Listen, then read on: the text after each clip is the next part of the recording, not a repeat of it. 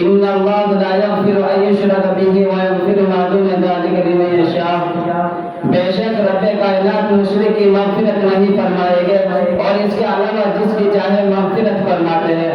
اسی لیے رب کائنات نے اپنی مخلوق کو رشتوں اور ہدایت صراط مستقیم پر نامزد کرنے کے لیے کم و بیش 1,24,000 انبیاء علیہ السلام کو دنیا میں مبعوث فرمایا۔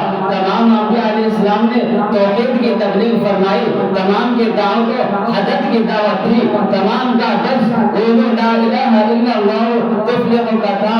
حضرت آدم علیہ السلام نے اسی مشن کو اختیار کیا۔ حضرت نوح علیہ السلام نے یا قوم اعبدوا اللہ ما لکم من الہ غیرہ کہہ کر دوبارہ حضرت شعیب علیہ السلام نے بھی یہی دعوت دی۔ آخر میں ہمارے آقا جناب محمد رسول اللہ صلی اللہ علیہ وسلم نے بھی یہی دعوت دی۔ تمام صحابہ اکرام رضوان اللہ علیہم اجمعین، تابعین تبع تابعین اور تمام ائمہ مجتہدین کا منشا اور مقصد ایک ہی تھا، وہ توحید کا بول بالا تھا۔ اور آج کے دور میں علماء اہل سنت والجماعت یعنی علماء دیوبند کا بھی یہی مقصد ہے۔ عزیزان گرامی، تمام انبیاء علیہ السلام نے اسی توحید کے خاطر جلا وطن کیے گئے، اسی کے خاطر لوگوں کی گالیاں، بے عزتی، مصائب اور ظلم کو برداشت کیا۔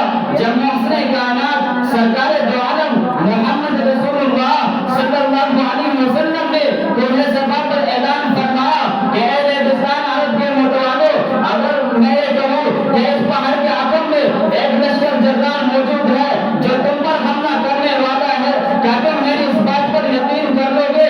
تمام نے بآواز بلند کہا کہ جناب محمد رسول اللہ صلی اللہ علیہ وسلم آپ تو صداقت امانت کے پیکر ہیں، آپ غلط بیانی اور جھوٹ کیسے بول سکتے ہیں؟ اس کے بعد محسن انسان محمد رسول اللہ صلی اللہ علیہ وسلم نے فرمایا اے لوگوں، ظلمت و ذلالت، جہالت و شقاوت، وحشت و بربریت کی راہوں سے نکل کر شرافت و عزت، کرامت و نجات کے راستے کو اختیار کر لو۔ اور فرمایا قولوا لا الہ الا اللہ تفلحون، تمام اسلام و مذاکر کو پڑھ لو، کامیاب و کامران ہو جاؤ گے۔ بس اتنا کہنا تھا کہ ظلمت اور کفر میں ایک نام مچ گیا۔ تمام کفار مکہ حیرت زدہ تھے کہ محمد بن عبداللہ کو کیا ہو گیا، وہ اپنے آباء و اجداد کے محبوب کی مذمت کر رہا ہے۔ میرے دوستو، اس کے بعد جو دوست تھا وہ دشمن ہو جاتا ہے، محبت کی جگہ نفرتوں کا جنم ہوتا ہے۔ کم وقت ابو لہب کہتا ہے کہ اے محمد، کیا تو نے ہمیں اس لیے بلایا تھا کہ ہم اپنے آباء و اجداد کے دین کو چھوڑ کر نئے دین کی اتباع کریں؟ اتنا کہہ کر پتھر برساتا ہے، مارزالت کے سن مبارک سے لہو جاری ہو جاتا ہے۔ ارے یہی وہ توحید ہے جس کے خاطر محمد رسول اللہ صلی اللہ علیہ وسلم نے طائف کی گلیوں میں پتھروں کی بارش کو برداشت کیا تھا۔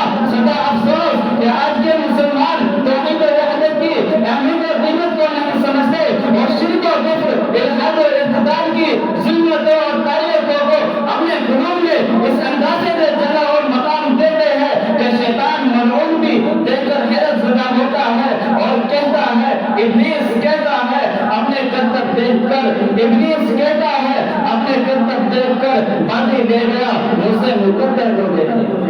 بس میں اپنی تقریر کو ختم کرنا چاہتا ہوں۔